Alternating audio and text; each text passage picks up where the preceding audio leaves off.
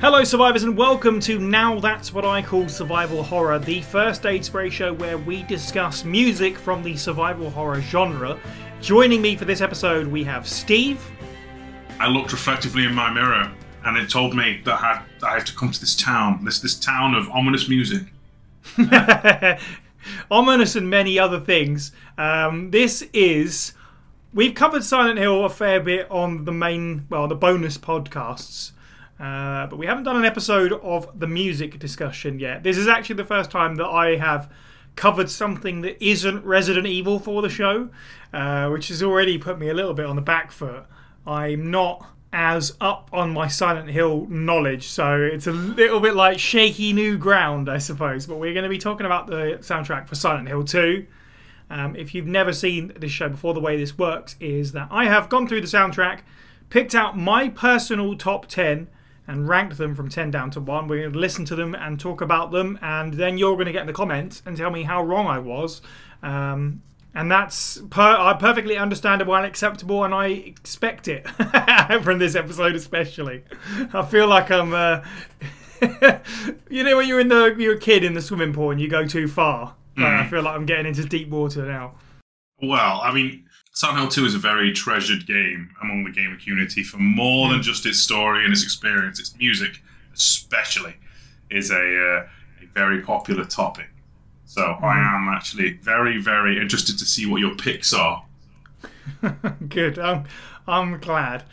This list will contain spoilers for Silent Hill 2. I'm going to warn everyone now, at least from track 7 onwards, we're probably going to start getting into story stuff. As well. So if you haven't played Silent Hill 2, the story is pretty important to it, obviously. So yeah, be wary of spoilers. Well, without any further delay, then let's jump into it with number 10, which is Forest.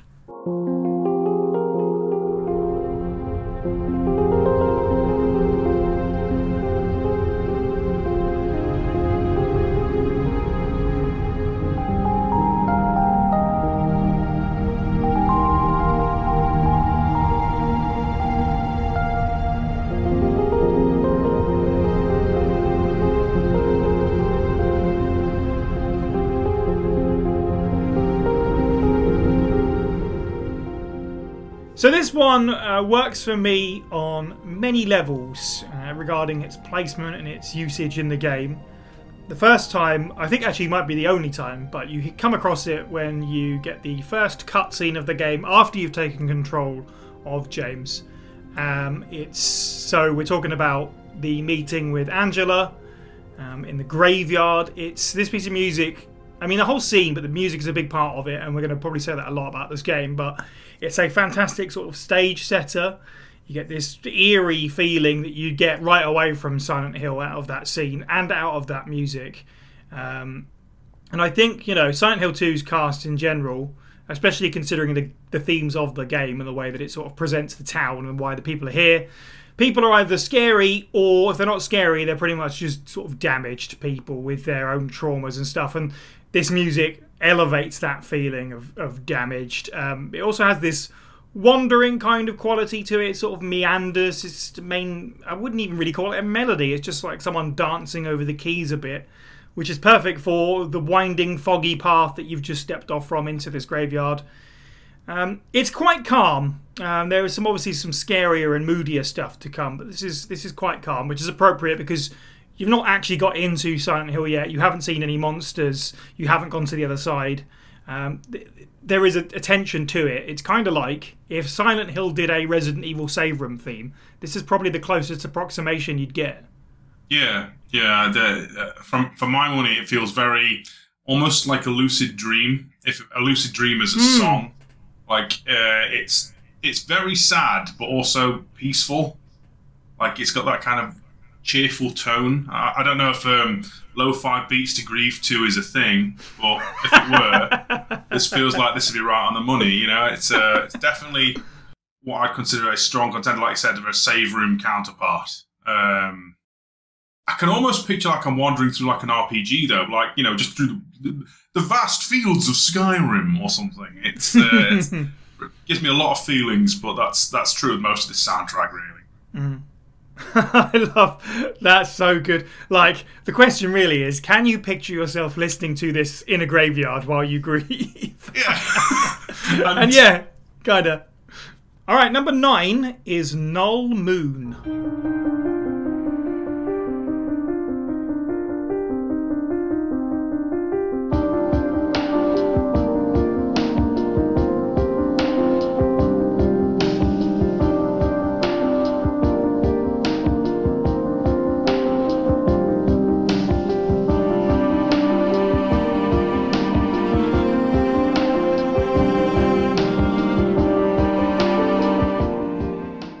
So I wanted to include this one early on when I was just kind of like, these are the ones I'm thinking about, and that list got very much out of control. But I really wanted to cling on to Null Moon, and it's made it in there, thankfully, because it's a memorable piece of music. But also, before playing Silent Hill 2, I feel like if someone asked me, can you set sort of scary, and this isn't super scary, but it's, you know, uncomfortable or unnerving music to a drum beat, I would have said probably not. Like, giving too much groove, it's too driving. I don't know how I feel about that. But yeah, this isn't overly creepy, but it does have this kind of weird ghostliness. And you said lucid dream on the previous one, which is, I think, just a really good way to describe a lot of Silent Hill in general. That's a good way to describe the feeling that comes from it. It does get creepy in the sort of like from the 2-minute mark onwards. The last sort of 30 seconds ago just sort of degrades and becomes awful in a good way. But yeah, other than lucid dream, I kind of struggled to pin down the emotion for this track to one thing. It plays during the meeting with Maria, the first time you come across her outside the lake, which is a scene with a lot of different emotions and conflicting feelings in it. And not being able to figure out exactly how I'm meant to feel about this piece of music just kept me coming back to it. It really emotionally resonates, but in a way that I could not sum up in a single word. I mean, yeah, lucid dream, as you said, is the closest I could probably get. I hadn't thought about that, but it's just out of reach. I feel like this is to play into narrative a bit. It feels almost like denial of truth for him. Like, this is him buying into the lie that Silent Hill's selling him with Maria. Yeah, I could see that because there's some warmth to it as well, so I could see that. You know, it's as Hank Hill would say, that James boy ain't right. You know, it feels like it's trying to get his confusion across. You know, like, and then there's a constant slow arm and break of boom, boom, boom, boom, which quite rightfully doesn't make any sense. But then you couple it with a few ominous chords and the piano going, and it's charming for a little bit. But those last 30 seconds, it's like, it turns out there's a mask slipping. All is not right. This ain't the Mary you're looking for, bruv. You know, it's, I love that tune for that. To be honest with you, it's been that long since I played through Silent Hill 2 proper. Hearing those last 20 seconds, like, oh, God. The signs were there all along. It's that kind of depth. Yeah. Yeah, I mean, it's a game that, obviously, even aside from the fact that it has multiple endings and stuff, and the way to achieve those endings has always been really interesting to me, but it bears multiple playthroughs to sort of like look back on scenes like this in the sort of grander context. Cool, so number 8 is White Noise.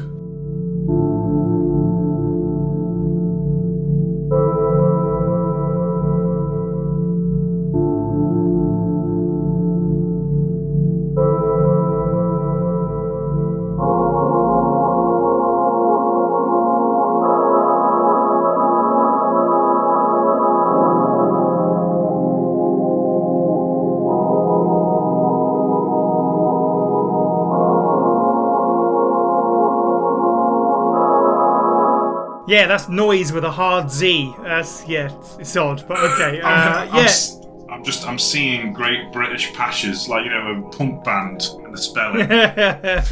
Yeah, exactly. This is anything but that, to be fair, musically speaking. This is, again, another one where it was like, well, this is easily going in for me. Like, it's super iconic. This is the song for the opening cuts, the actual opening cutscene of the game, with James in the sort of, I don't know, lakeside bathroom, you know, restroom area where he's staring into the mirror at himself, and then you've got this weird sort of Dutch angle from the urinal. That's pretty much the entire cutscene. But it's very memorable as a cutscene, and the music as well suits it perfectly. It's very uncomfortable. It's really just two, again, like it just being two shots, the scene. The music is basically just two parts. Part one is what could have been a church bell at one point that's just been put through enough synthesizers that now it's really twisted and weird. And then you've got these synth pads playing discordant chords. It's a lot of... It's not noisy, but it is noise. And I think that makes it the perfect sort of musical intro, because it's horror and beauty all at once. It's, despite the fact that it's incredibly short and simple, it's very memorable to me. Oh, I mean, is it noise with a Z though? Like noise with a Z, yeah. So, for my 2 cents, I feel like if this game was to have an out and out save room theme, this feels like this is probably the one I would pick. You know, it's the one that I immediately think of when I think of Silent Hill 2. Generally speaking, because it's probably because I've at least started it more times than I've finished it. So I've seen James do the whole looking in the mirror thing, and like, you know, it carries a bit of resonance for me in that regard. But no, I do, like, I can picture the scene just hearing it. And yeah, it's you know, if I had been making the list, full disclosure, it may have been at the top or very near. It's yeah. If I have to set a tone for the game, this is the track you pick. Like, it's just, again, lucid dream and all, like, you know, ominous, but also, what's the word? Unsettling, but not threatening. Yes. Yeah, it kind of makes your hair stand up, but you're not, like, looking over your shoulder or anything. It's just, yeah, it's a weird one. I could see that, the save room theme. I can absolutely see that, because it's got a certain amount of calmness, despite being ominous as well. It's one of those ones where, and I know there's been sort of, like, some debate about the remake, and obviously we've seen a clip of that scene in the sort of remake trailer for Silent Hill 2. When I saw that for the first time, this music popped in my head and was like, man, what is the soundtrack for that remake going to be like? Because this is going to be, when we boot up the game, really the first piece of music that you hear. So I'm really interested to see how they approach it in 2023 or whenever it comes out. They've got to have it in good hand, right? I mean, Akira Yamaoka is on staff. Like, if the original creator can't do it justice, then we're in trouble. Indeed. As a counterpart, though, for the save room thing, I'm thinking, because I know a lot of them are relaxing in RE, I just want to throw it out there. RE4's Serenity, kind of creepy. Yeah, for sure. Oh yeah, pretty creepy. Pretty creepy. Okay, cool. So, number 7 is True.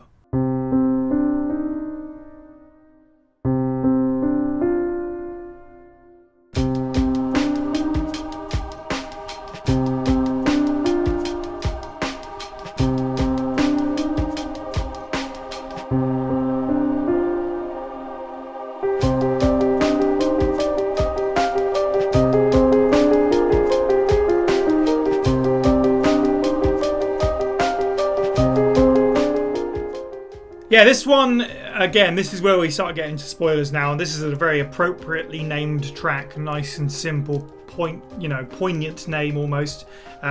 This piece of music is very important to Silent Hill 2, I think. This is just after we get the videotape reveal of the truth of what James has done, revealed to us as the player. And that's set to essentially white noise, the sound, not the song, with an S and an E, not a Z.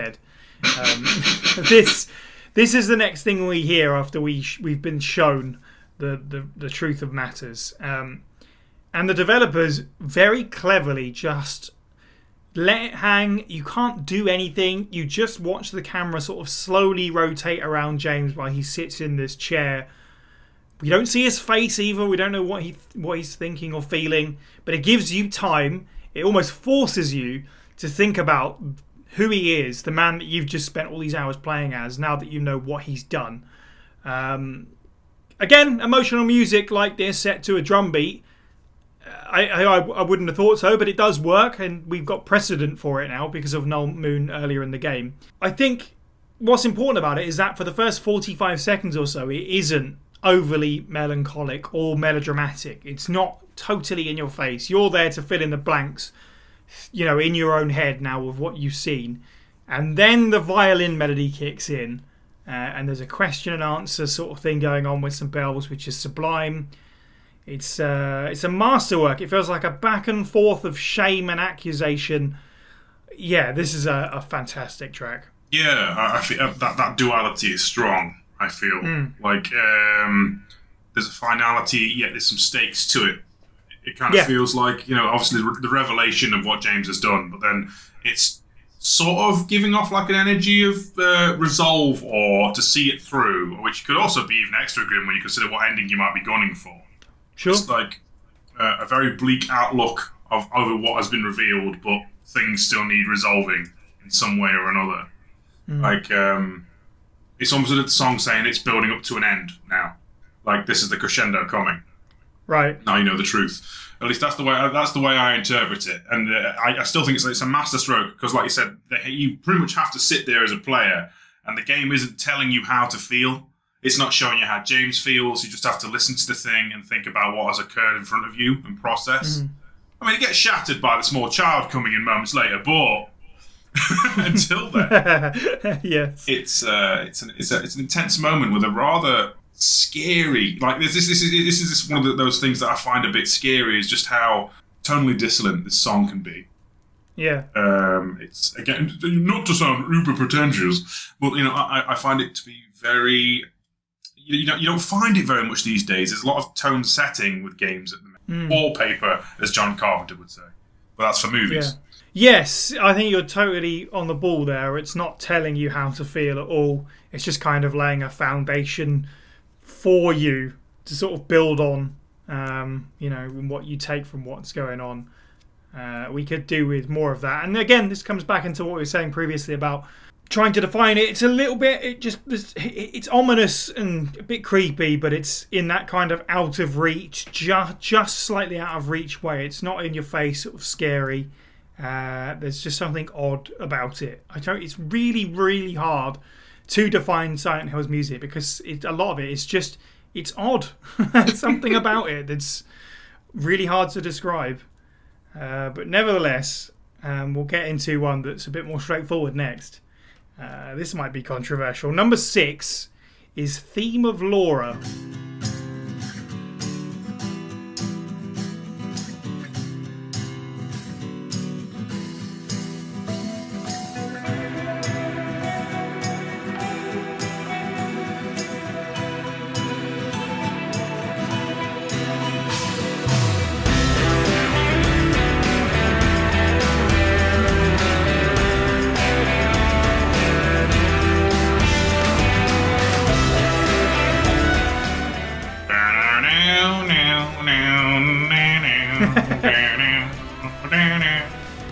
If you don't know this one immediately, then I don't know if we can be friends anymore. Like the Silent Hill theme bleeding into it as well. So this one, okay, it's at number 6, but it's good enough to be Akira Yamaoka's favourite, so I'm told by the internet, which I completely understand. I sort of struggled with placing this one because it's a really incredible piece of music, but I did have to let other tracks overtake it on this list because of what they bring to the experience of playing the game. And I guess what I'm saying is, for long sort of viewing audience members of this show, I've approached this soundtrack in a similar way to how Kelsey did with Resident Evil 3, where I think about the songs that have stayed with me and affected me the longest. Whereas this one, yeah, it's great. This track plays during essentially what is the eye catch, like the almost like little trailer before you start, which is just an amalgamation of cutscenes to come. I wouldn't say, musically that it's uncharacteristic of Silent Hill. After all, it has the Silent Hill 1 melody in it, but I don't think it represents the true strengths of Silent Hill 2, which stops it from getting further than it does. But to sing its praises, obviously, it's incredible. It catches your attention right away. It's got a great combination of acoustic guitar and distorted guitar, which, it's constantly catching you off guard. I think that it's quite rightfully perhaps the piece of music that defines not just Silent Hill 2, but a lot of Silent Hill. I think a lot of people would probably think of this first. I mean, for goodness sake, it's one of the tracks that made it into the films. I just ranked my list a certain way, so it couldn't get any higher. But it's important to put it on there because it's really, really good. This sort of like upbeat slice of Americano amidst, or even, you know, preceding this bizarre horror experience. Yeah, I mean, but the first part of my notes for this song are melancholic Americana at its finest. So, yeah, this feels very much like the through line musically for me between this and Silent Hill 1, because a lot of the tracks that we've already done are more piano pieces and somber melody, which is, you know, contrasting Silent Hill 1, which is all guitar and, you know, power drills and dentistry. So, it's, you know, that through line, especially with the riff of the main theme, if Silent Hill were to have an overarching theme, and when it does come back, you know, it will be interesting to see if there's a new take on this. I imagine it's going to be like a proper one. It's odd that we're not spoilers for Silent Hill 3.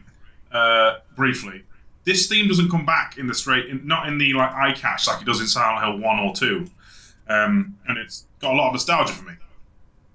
That being said, you know, this feels a lot bleaker than its counterpart. You know, it feels like if an art house film is being made in a grindhouse way, this is what they should sound like. You know? Yes, that's brilliant. Yeah. Yeah, I mean, again, another one, you know, we're talking about the original game, but it's hard not to wonder about the remake. This is one of those ones that's very precious, I think they have to be careful with. I think they will just modernise it and make it nice and shiny. You can't change this too much, because it's so important in the tapestry of Silent Hill now at this point. There's so much nostalgia for this track alone, I think. So, yeah, interesting. But, yeah, cool. Excellent. Okay. Let's take it down a notch then. Number 5 is Fermata in Mystic Air.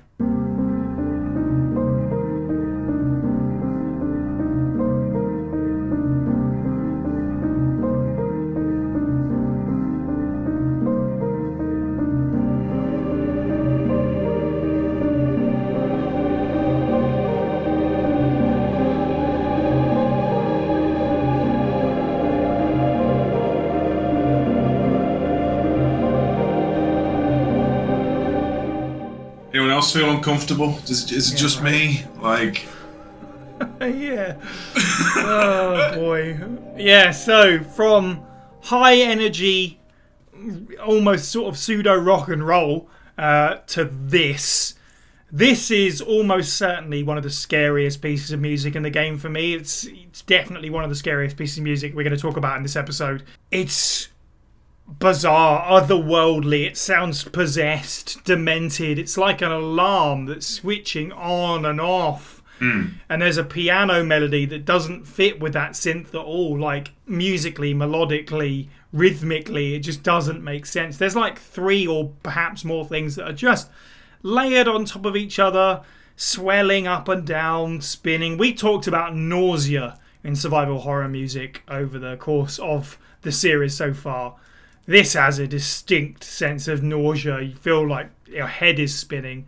It's that feeling that Silent Hill so perfectly evokes of no escape from the horror. Not because it's a, 8-foot tall bloke in a hat and a trench coat chasing you down a corridor. But because it's the horror that's in your head.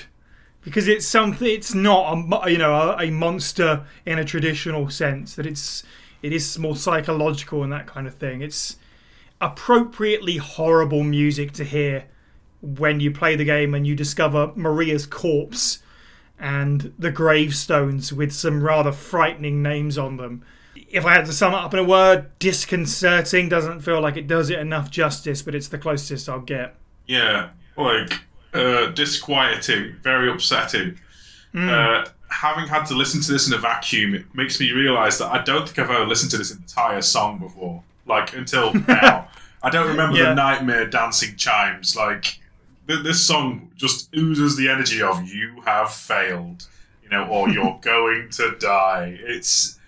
When this kicks in, it's one of those, I have an immediate fight or flight response and I have to immediately progress in the game. I cannot stay here. It's making me unwell. The song is unwellness on the audio. And now I kind of want to see just what Tyrant would be like with this theme, because I can't help but feel I just give up and let it punch me. Like, ugh. Creepy. I thought you were gonna say I'd love to see what the tyrant makes of this theme. Like, would this scare him? Yeah, hangs his hat down in shame and just being faced with mortality. Yeah, there's an inevitability to this, especially with the context of the game and those gravestones and stuff, as you say. Yeah, it is best to rush through. It's a weird one because it's horrible, but as with many of us survival horror fans, I will just sort of listen to this for my own sort of satisfaction, which is bizarre because it's horrid. Now that's what I call survival horror. I catch. There you go. Number 4 is Promise Reprise.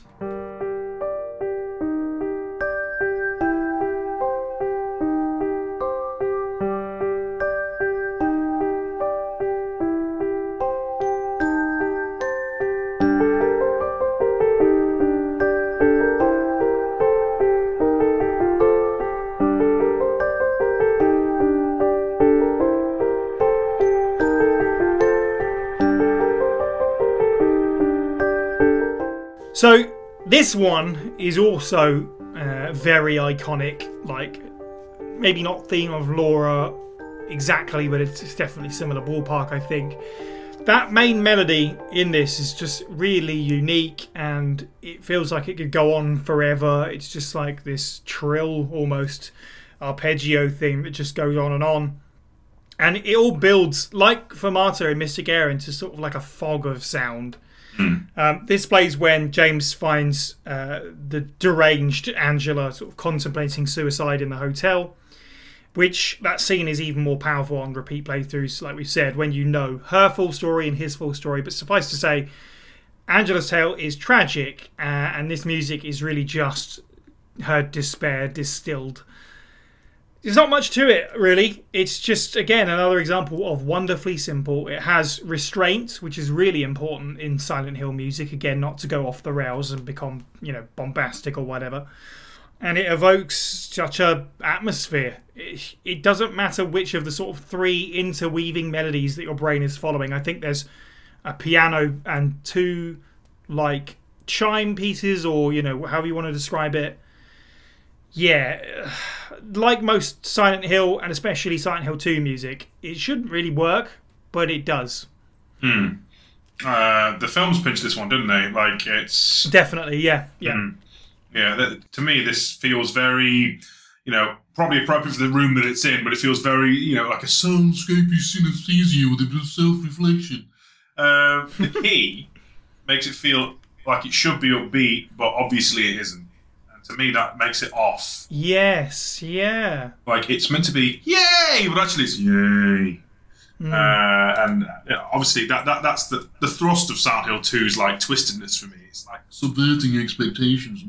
Yeah, but no, this tune feels, like, odd, sad, not necessarily dangerous, but unsettling. Yeah, no, that's so right about the key. Like, it's this sort of higher-end octave, almost twinkly piano. Yeah.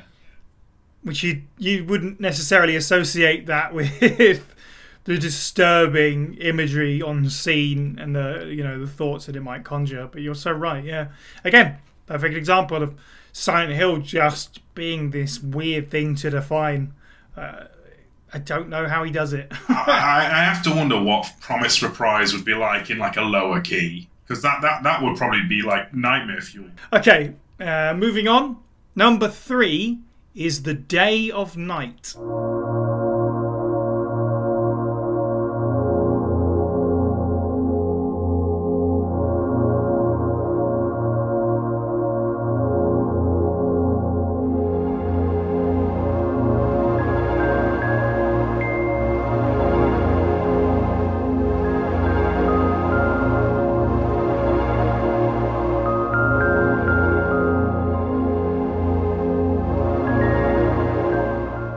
So we're going from, quite sad to even sadder, or potentially calming.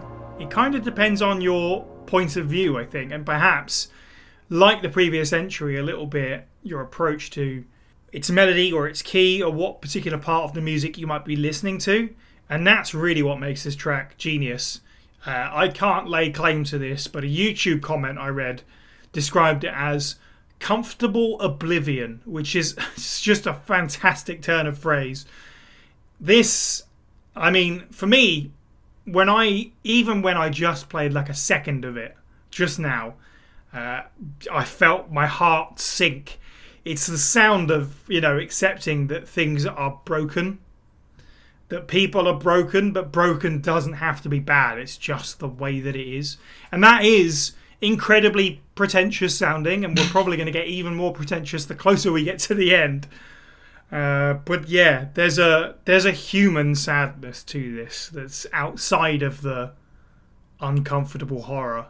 And I love the title because it fits the duality of this track. It's either sad, almost kind of, comforting.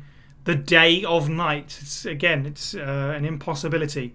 There's not much to this. Yet again, another piece where it's like, yeah, it's just a couple of bits. I don't know how he does it, but it's a couple of bits, and it's number 3. So yeah.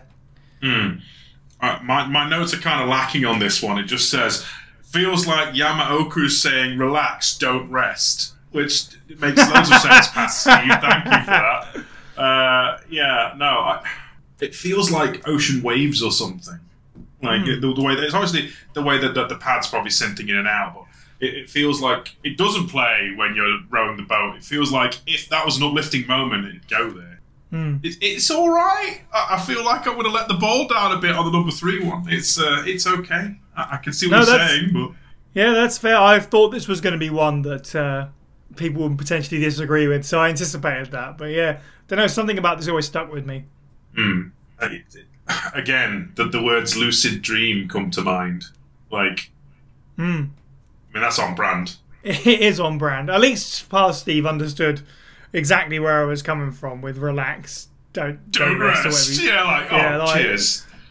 That's exactly what it is. Yeah, it's a bizarre one, but I guess also it's a piece of music that is hard to imagine in really any other, at least franchise. And I guess that's probably fair of a lot of Silent Hill music. But I can't think of any other series that has done something like this that feels as emotionally contradictory as this. It's an unsafe room, if you will. Yeah, there you go. Perfect. Okay, number 2 is Theme of Laura Reprise.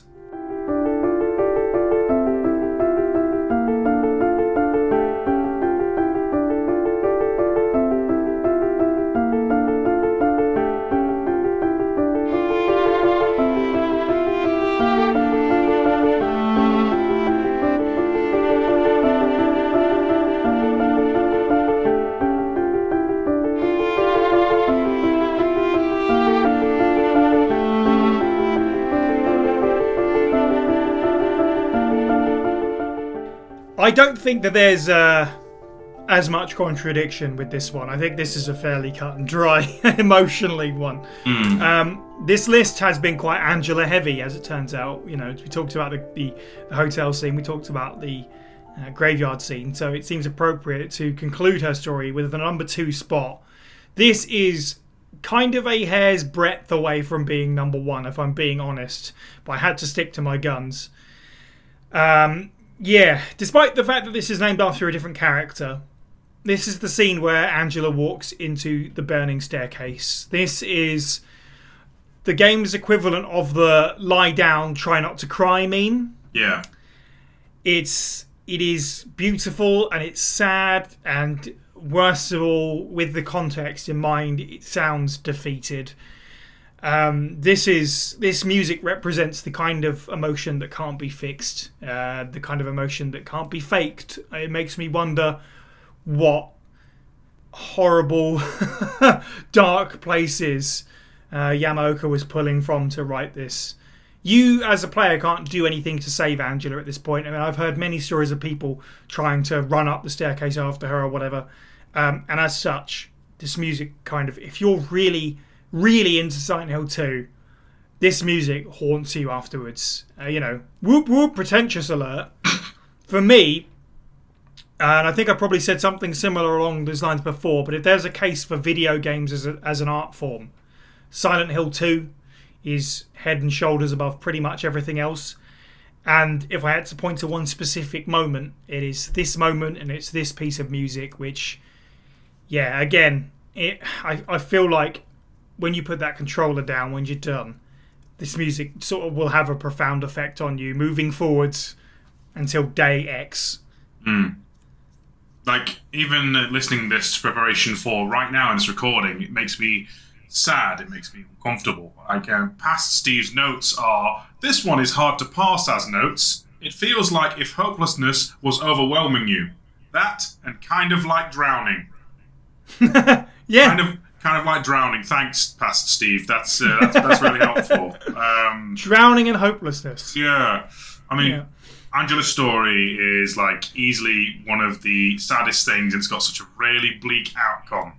And then you've got this song, and you know it's trying to be uplifting with some of its melody, but you can already tell like it's given up. The only thing that's confusing me, and this is purely a petty thing, right? Why is it not called the theme of Angela? You know, why is it theme of Laura, the small child who is the most happy thing in the game? Admittedly, not by much, but from what I understand, obviously this is reusing a melody from theme of Laura, the other piece, which I think Akira Yamaoka has said that the only cutscene he saw before he started writing a piece of music was the Laura cutscene, the first cutscene where you meet her, I think, or the one on the wall, whatever. So he wrote theme of Laura, the rock piece, and just called it that, and then it wound up being used as the eye catch, and then a melody of it got used elsewhere. You're right, like they really could have changed the title up on this. It's a little weird because this is theme of Angela, really. The talent for that for basically this so that this was like a recycling into this of an upbeat theme is just and it always makes me uncomfortable. Yeah, for sure. Like you said something there about, you know, there being almost a slight air of positivity, but it kind of comes back around to what you were saying about Null Moon, where it's like, and there's an acceptance to it. I don't know if it's positive in a traditional sense, but maybe it's just a calmness of, you know, in the face of the end, and you've accepted it. Which brings us nicely to number 1, which is Betrayal.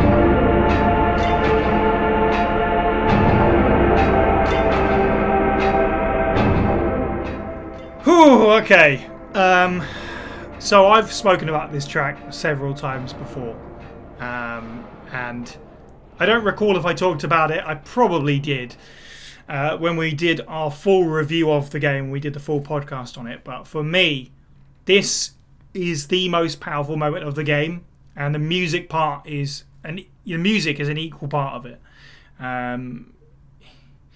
It's not really come up until now, but we have to recognise, you know, Silent Hill's traditional metallic clunking noises, and that is, you know, literally the first part of this track. But we also get in the game the source of that clunking almost, as we stand before Pyramid Head, and James realises the origin of Pyramid Head, and James kind of faces and shouts down the truth that he's now learned. James is obviously an interesting and somewhat, I don't know if controversial is the right word, but he's a complex character, and people quite rightfully don't like him. If he was a human being, I mean, it makes sense why you wouldn't like him, but as a character in fiction, He's incredibly interesting. You know, at this point he's desperate and he's afraid, but he's able to accept what he's done. He goes from being this like meek loser, and I mean he's still a meek loser, but he screams for the only time in the game at this point because of this scene. And the music is, like before, it's sadness and horror at the same time, melded into this perfect yin and yang. The horror of sadness, if you like, real inescapable fear again.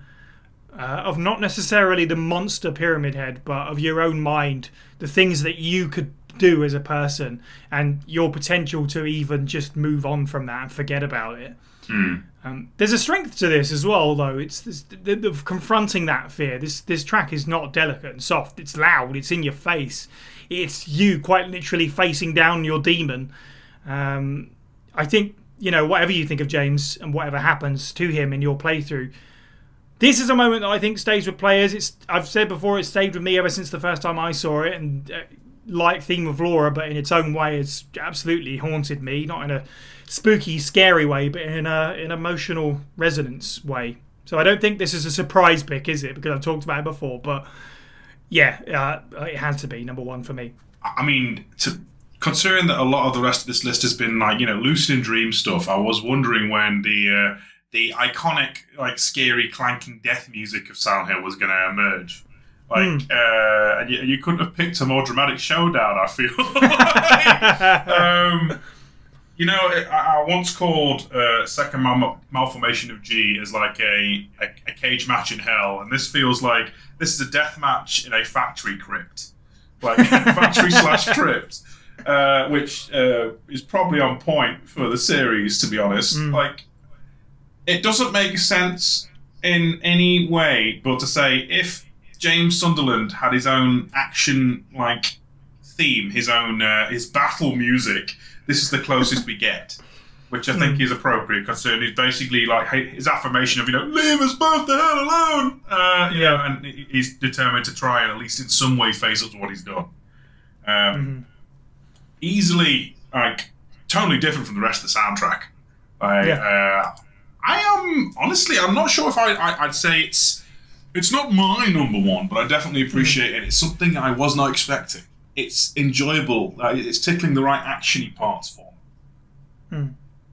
Yeah, it's a bit more in that realm, but it's not action in a triumphant way. It's still bloody horrible. I'm quite surprised. I feel like I've, you know, banged on about this a lot, and I feel like I don't see enough people talking about it in the same way as some of the other tracks that we've covered, which is always interesting to me, because this was a huge moment for me playing the game, and has stayed with me ever since. So I'd be, you know, really interested to hear people in the comments below where you would rank this specific track, if nothing else. Like, where does Betrayal sit for you? Because like the theme, both Theme of Laura's and both Promises are, you know, big standouts and stuff, but, you know, there's something next level about this.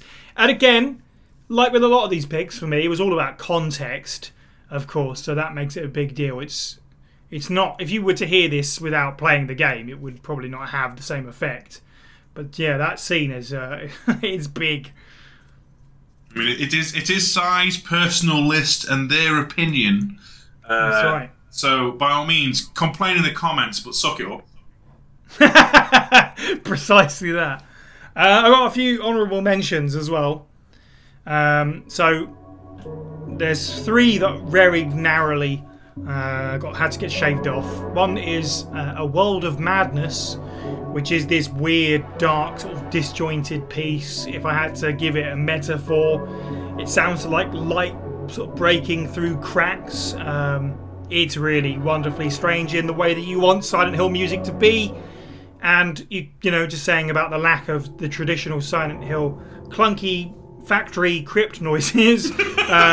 Silent Heaven is the big one for this game. This is horrifying noise core at its best. Obviously that's a huge part of the Silent Hill soundscape, so it needs a shout out.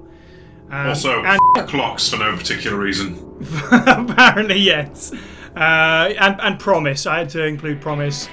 And it's a similar thing with Theme of Laura. You know, it's a really lovely upbeat track. It's brilliantly put together, but it just misses the list for me because it doesn't hit in the same way as a lot of this music does. contextually and emotionally and that kind of stuff. But yeah, all solid. I like Silent Hill 2 is such a. This is the kind of thing that I don't even have a vinyl player, but if I saw it at the shop that you can get this on vinyl, I'm like, oh yes, please. Like, you know, this is. It feels like that kind of quality, it's got. I would argue probably a little bit of a solid, consistent tone, except when it's trying to be super scary. But it's definitely one of the, like, you know, if you had to pick one of the best overall like survival horror game soundtracks, this is always going to jump up. And I think this has been a fun little list to go through on your quote unquote. Now that's what I call survival horror listicle. Cool. Yeah, I actually recently was asked a question about my like top 3 soundtracks ever. And, you know, recency because I've been putting this together. But, yeah, it's definitely got a shot of being right up there for me. I would 100% buy that on vinyl if I ever come across it. It's going to happen. But, yeah, you know, it seemed an appropriate way to kick off covering Silent Hill on this series, which will probably happen again in the future, I expect. But, yes, as Steve has said, let us know how wrong I was down in the comments below. Let us know your top 10. Again, let me know how you feel about the number 1 specifically. I'm actually genuinely very curious. If you would like to hear episodes of Now That's What I Call Survival Horror early, you can support us over at patreon.com/FASprayPod. All of our stuff comes out a little bit early for Patreon members. And of course, get down in the comments and let us know what other games, be they Silent Hill or otherwise, you'd like us to cover on the show, in fact. Thank you for joining me, Steve. It's all right. Sorry, I was listening to A World of Madness and I was like falling asleep hallucinogenically. I'm kidding. No. Thank you for having me. It's been a lot of fun. I love this game. I love the soundtrack. Yeah, same. All right, thank you for watching, everyone, and have a good week.